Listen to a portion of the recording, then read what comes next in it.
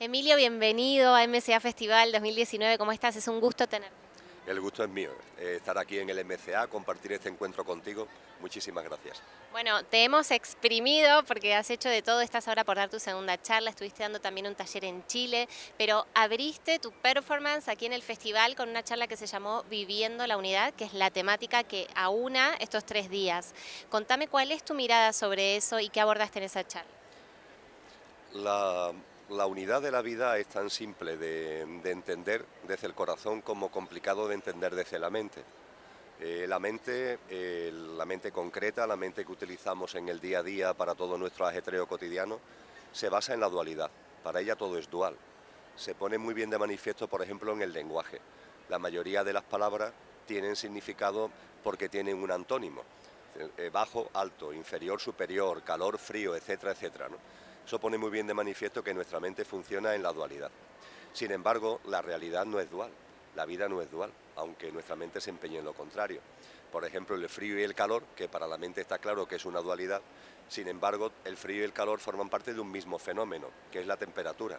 Un científico diría que es energía cinética, que cuando las partículas se mueven rápidamente originan calor y cuando van lentamente originan sensación de frío, pero es energía cinética, ¿no? Esa es la realidad de la vida, donde los extremos polares realmente no son tales, forman parte de un mismo fenómeno y la diversidad inmensa que nos rodea, sin embargo, es una manifestación de una unicidad plena y completa. Eso se puede percibir desde el corazón, se puede percibir cuando el ser humano va enfocando la vida de otra manera, cuando va tomando lo que se dice ahora que está muy de moda, más conciencia. Los antiguos hablaban directamente de evolucionar espiritualmente. Entonces te vas dando cuenta de que la vida es una, de que esas separaciones, esas divisiones que hacemos desde la mente no son reales, que la vida está ahí, la vida está en ti, y esa vida que está ahí, la vida que está en ti es la misma, y que además la vida que está en ti y la vida que está ahí es la que está también en ti, la que está también en el otro, y empiezas a percibir una esencia. Hoy la ciencia está hablando cada vez más de esencia y apariencia. Empiezas a percibir una esencia y cuando percibes esa esencia se puede empezar a vivir en unidad. Esta evolución espiritual, primero, ¿qué quiere decir? Y segundo, ¿cuándo llegó a tu vida particularmente? Sí, la evolución espiritual tiene una primera fase en la mayoría de los seres humanos, que es el crecimiento como persona. Por ahí se empieza. Eh, la- Mucha gente, hay muchísimas, millones y millones de personas en el mundo, que se dan cuenta que el modelo de vida que siguen no es pleno, no es el que le gustaría llevar a cabo. Se dan cuenta de que ese modelo de vida, ese estilo de vida, lo está haciendo infeliz, le está originando sufrimiento. A partir de ahí empieza una especie de empoderamiento personal. A partir de ahí empieza un crecimiento personal. Uno empieza a mirar la vida de otra forma, a mirarse así también de otro modo, y es por donde se arranca. Ese arranque lleva después a un desarrollo de la conciencia. La conciencia, dice el diccionario, que es la capacidad de conocerse a uno mismo y de conocer la realidad que nos rodea, esa doble capacidad.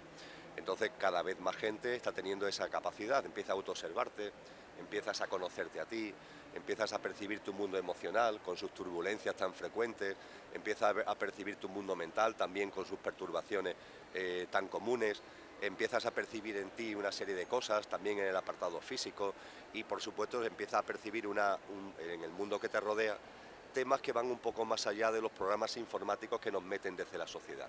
Empiezas a darte cuenta, por ejemplo, de que, lo digo sin acritud, ¿no?, pero que hay una manipulación, que hay una élite que está por ahí haciendo de las suyas para mantenernos precisamente en el entretenimiento, en la distracción.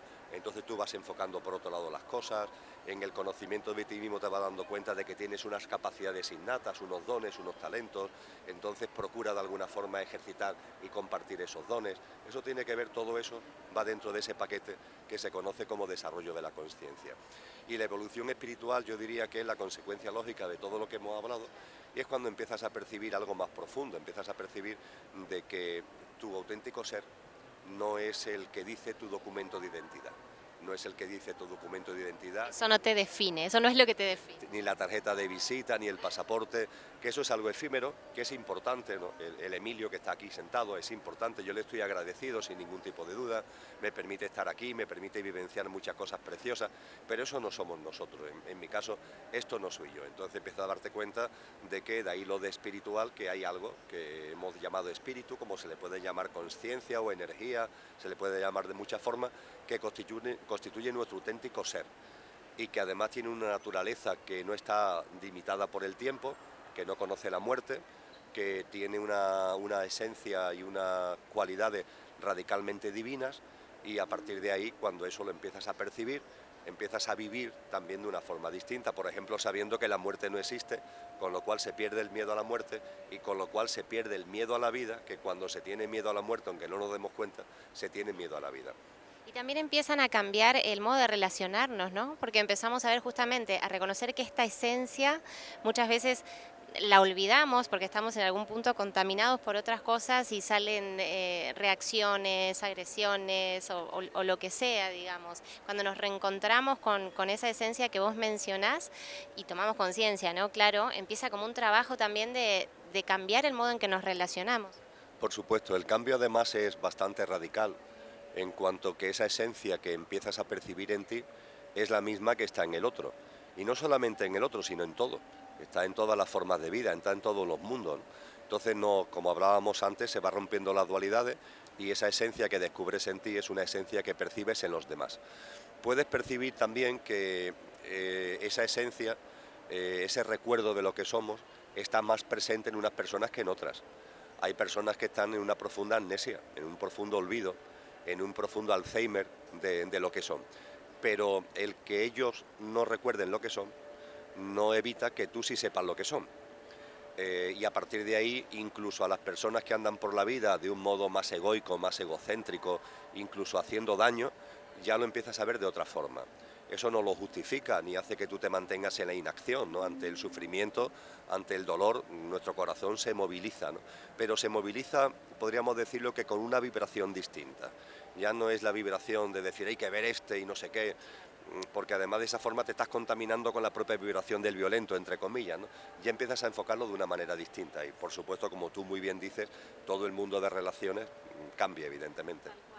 Y te preguntaba antes cuándo empezó este desarrollo en vos, ¿hubo un momento de inflexión? Bien, en mi percepción, lo que realmente somos va encarnando en vidas sucesivas, en una cadena de vidas. Y lo que somos en una vida no es casual, viene de lo que hemos venido desarrollando y creciendo personalmente, en conciencia y espiritualmente en vidas anteriores. En esta encarnación, mis inclinaciones espirituales fueron muy prontas y siendo un jovencito tenía inclinaciones espirituales muy fuertes. Es verdad que una vez que entré en la universidad, que además lo que me llamaba la atención eran los estudios de economía, que no es precisamente una ciencia muy espiritual, lo podría ser, pero no lo es actualmente, eso me fue enfocando hacia una actividad más de servicio público, en lo que es la gestión pública, en lo que es la actividad política, en lo que es la docencia universitaria, más que en el formato en sentido estricto espiritual, ¿no? Pero bueno, eso estaba ahí, y emergió con un libro que llegó a mis manos estando precisamente en América Latina, en la ciudad de Montevideo, en febrero del año 2000. El libro se titula El Kybalión, es el libro que analiza los principios herméticos fundamentales, y ese libro que llegó a mí, no sé muy bien por qué, porque yo en ese momento no tenía una especial atracción hacia esos contenidos, me llevó a reflexionar sobre un montón de cosas. Y a partir de ahí, de ese febrero... ¿A qué edad?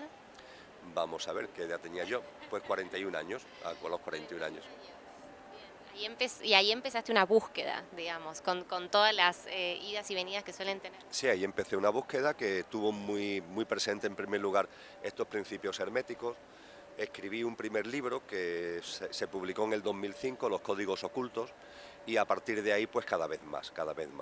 Yo recuerdo muy bien que cuando en aquellos primeros años de andadura por lo espiritual, en la ciudad donde resido, me encontré, o la vida me puso por delante, a una persona que me ha servido de referente durante muchos años, hasta que falleció hace un tiempo, una persona que tenía ya una edad cuando yo lo conocí, Ignacio de Arnaude, Ignacio me decía, mira Emilio, yo te aliento a que este camino que has empezado.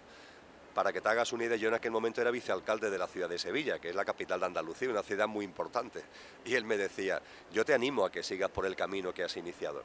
Pero sí te digo una cosa, que como sigas por este camino, van a pasarte cosas que si ahora lo supieras saldrías corriendo. Cuando lleguen la vas a vivir en plenitud, pero si lo supieras ahora saldrías corriendo. Y efectivamente pude comprobar que esto es así. Yo me empeñé en seguir por ese camino y empezaron a pasar cosas. Y vas viendo la vida de una forma distinta, el mundo de relaciones, los intereses que tienen. Y bueno, pues dejé la actividad política, dejé la docencia universitaria en materia económica. Después la vida me ha puesto por delante y ahora doy clase de espiritualidad en 3 universidades españolas, pero tuve, en un momento dado dejé todo lo que tenía que ver con esa vida antigua, por decirlo de alguna manera, e incluso con cambios familiares y, en fin, lo que él me anunció se cumplió plenamente. Pero es verdad, como también me dijo él, que cuando esas cosas iban llegando a mi vida, yo ya tenía la madurez como para desearlas íntimamente y como para vivirlas íntimamente. Incluso en el 2010, ya como colofón de todo ese proceso, tuve un percance, un accidente haciendo montañismo, que me originó una trombosis y una serie de circunstancias que me llevaron a una experiencia cercana a la muerte, ¿no? Que ya fue el colofón del soltar y de comenzar una nueva vida, ¿no? Y yo diría eso, que llevo 10 años ya totalmente centrado en lo que es la conciencia y la espiritualidad. Emilio, ¿en qué ámbitos es necesario llevar la espiritualidad? ¿Qué pasaría si lleváramos la espiritualidad a las escuelas, a las generaciones más jóvenes, a lugares carenciados donde hay otro tipo de visión y de visión sobre las propias posibilidades, que es muy limitada? ¿Dónde es necesario llevar la espiritualidad? Sin ningún tipo de dudas, tú lo has citado además en primer lugar, el ámbito fundamental es el ámbito de la educación, sin ningún tipo de dudas. No nos damos cuenta porque estamos acostumbrados, pero desde que con el biberón del colegio, también la familia incide en ello y la sociedad y los amigos y los medios de comunicación porque reproducen lo mismo, pero desde el biberón de la primera escuela nos están metiendo en el cerebro unos programas informáticos, unas pautas, unos paradigmas que se basan en lo egoico, en lo egocéntrico, en la separación, en la división, en la competencia, etcétera, etcétera, etcétera. Y claro, cuando te forman, cuando te educan, ¿no?, en esos sistemas de creencias, después hay que hacer una labor interior muy fuerte de limpieza, ¿no? Y bueno, lo que deberíamos hacer es que eso no fuera necesario. ¿Y cómo Bueno, evitar? incluso se ve mucha violencia en las escuelas. Claro, es que cuando el ego, el egocentrismo, el egoísmo, la competencia, eso es lo que prima, la violencia está servida, ¿no? Es la consecuencia natural de todo ello, ¿no? Entonces, si en la educación, y de educación desde el principio, no solamente educación ya de jóvenes, ¿no?, desde el principio, en los jardines de infancia, en la escuela más primaria, se recordara algo tan simple como que no vamos a morir, como que nuestro ser verdadero está relacionado con lo que aparentemente somos, pero realmente es mucho más de lo que aparentemente somos. Se nos empezaron a dar una serie de pautas fundamentales en el sentido de lo que la ciencia hoy empieza a comprobar, por ejemplo, que hay un orden, que el universo entero cada vez sabemos más de él y cada vez hay un mayor asombro porque percibimos que todo tiene un sentido, que nada sucede por casualidad. Entonces, comprender que en la vida nada es casual, que todo tiene un porqué y un para qué, incluso aquellas cosas que no le gustan a la mente, si llegan a tu vida, es por un porqué que tiene que ver con tu crecimiento como persona. Entonces, claro, si eso se diera, en lugar de esos paradigmas de egocentrismo, egoísmo, competencia, eso es lo que se mostrara a los peques y a los adolescentes en las escuelas, evidentemente serían unas personas de adultas que no tendrían ahora que acometer esta especie de trabajo ímprobo de quitarte de en medio todos los sistemas de creencias para empezar a ver la realidad. ¿Cómo nos conectamos con eso que vinimos a hacer, con el rol que venimos a cumplir y también cómo le damos lugar a eso? Hay muchísimas personas que no se animan a salir del lugar en el que están por miedo, o vos sabrás mejor por qué, y no conectan con eso que vinieron a hacer. Y sería un mundo tanto mejor si todos pudiéramos hacer eso que vinimos a hacer, ¿no? Hay una pista que es fundamental, hay muchas formas, ¿eh? Y me podría enrollar mucho con determinadas, no sé, con el proceso de meditación, pongamos por caso, pero hay una forma que es muy directa. Todos los seres humanos, todos, tenemos cualidades innatas, cada uno las nuestras. También se le llaman dones y talentos, habilidades, capacidades, facultades innatas. Después tú, una vez que estás aquí, puedes formarte para mejorar las técnicas de aplicación de esas cualidades, pero tú ya las tienes contigo. Tú tienes, por ejemplo, un don obvio de la comunicación. Seguro que te has orientado profesionalmente para mejorar o en la aplicación de ese don, pero eso lo traías contigo. Hay personas que tienen buena mano para la cocina, hay personas que tienen buena mano en la dirección de equipos y en la motivación de gente, hay personas que tienen buena mano en aglutinar, por ejemplo, esas famosas abuelas que son aglutinadoras de las familias y que los miembros de la familia dicen cuando la abuela no esté, ya no nos veremos con tanta frecuencia. Hay personas que tienen capacidad para vislumbrar las leyes de la astrofísica observando el universo. Hay personas que tienen capacidades en bricolaje. Hay personas que tienen capacidades en temas artísticos, de pintura, etcétera, de música, ¿no? Cada uno tenemos las nuestras. Hay personas como tú o como yo que tenemos capacidad de comunicación, ¿no? De introspección y comunicación. Cada uno tenemos las nuestras. Y eso es una pista muy importante de que para qué hemos venido. Y luego, ¿a dónde lo llevas a eso, no? Porque con eso, con ese don, entre comillas, puedes hacer muchas cosas y podés dar mucho servicio también, si así lo querés, sea lo que sea que sepas hacer. Cuando un ser humano empieza a percibir su don o sus dones y empieza a ejercitarlos, la ventaja enorme es que indefectiblemente, no puede ser de otra manera, se hace con entusiasmo. ¿Por qué? Porque es lo que te gusta. Son este tipo de cosas que el tiempo no existe. Te pones a ello y tú y yo estamos aquí hablando y podríamos estar hablando durante semanas, es una broma, ¿no? Pero bueno, soy un exagerado, pero que el tiempo no existe, es decir, son las cosas como estamos haciendo algo que nos gusta y lo estamos compartiendo con entusiasmo, no hay tiempo. El famoso científico que se mete en su laboratorio y se olvida de cenar y se olvida de comer, incluso de dormir, pero eso le pasa a mucha gente en muchas actividades. Entonces, la principal cuestión a poner de manifiesto es que cuando practicamos un don y un talento lo hacemos con entusiasmo, con lo cual fíjate el regalo que le estamos haciendo a los otros. Estamos dando lo mejor de nosotros mismos, que son esas cualidades innatas, y las estamos ejercitando con un entusiasmo que suele ser contagioso, es decir, que suele llegar a la persona que tienes delante, lo estamos contagiando con eso que nos gusta hacer. Pues imagínate todos haciendo eso, cada uno con sus cualidades y con sus dones. Es una hermosa perspectiva porque no es lo hago por mí, lo hago incluso por el otro, porque estoy regalando lo mejor. Sí, sí, fíjate que en definitiva es lo que hace la naturaleza. Los árboles frutales, por ejemplo, que nos dan lo mejor de ellos mismos. ¿Qué piden a cambio? Nada, no piden nada. Y lo hacen de una forma maravillosa. Ese es su dharma, ¿no? Que dirían los orientales, ese es su propósito de vida, ¿no? Entonces, cuando tú hablabas del propósito de vida, pues efectivamente los dones y talentos, los frutos naturales que salen de nosotros, son una pista para saber qué diantres hacemos aquí. ¿Cuál es tu mirada sobre la felicidad? Bien, la felicidad es un término tan manido, y que se confunde con el sentirse bien, el famoso tema anglosajón del to feel good, el sentirse bien, se confunde con el bienestar, pero claro, el sentirse bien y el bienestar, fíjate que la propia palabra bienestar lo está diciendo todo, estar. La felicidad es otra cosa, la felicidad no tiene que ver con el estar, tiene que ver con el ser.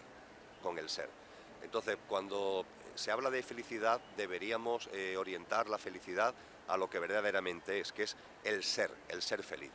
Y sorprendentemente, cuando vamos descubriendo nuestra esencia, descubrimos también que en nuestra naturaleza y nuestro ser, ese que está ahí dentro, ahí está la felicidad en su estado puro y además una felicidad que es natural.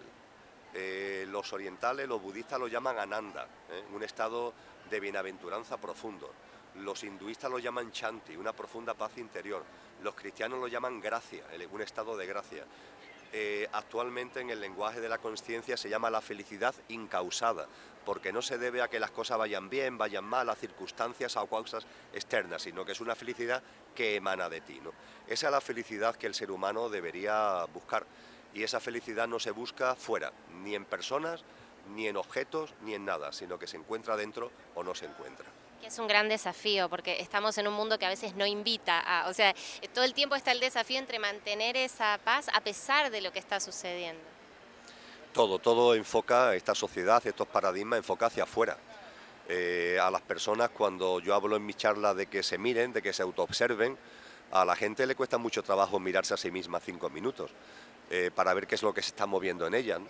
en cada persona. Sin embargo, no tienen problema para estar horas y horas viendo una serie de televisión, no tienen ningún problema.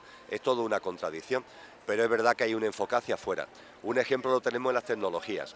Las tecnologías son estupendas, son un regalo de la evolución de la conciencia de la humanidad, pero tenemos que ser conscientes que el uso de las tecnologías nos puede llevar a un estado como de memez, de idiotez, ¿no? Porque nos puede llevar al entretenimiento y a la distracción, a estar siempre pendiente de fuera.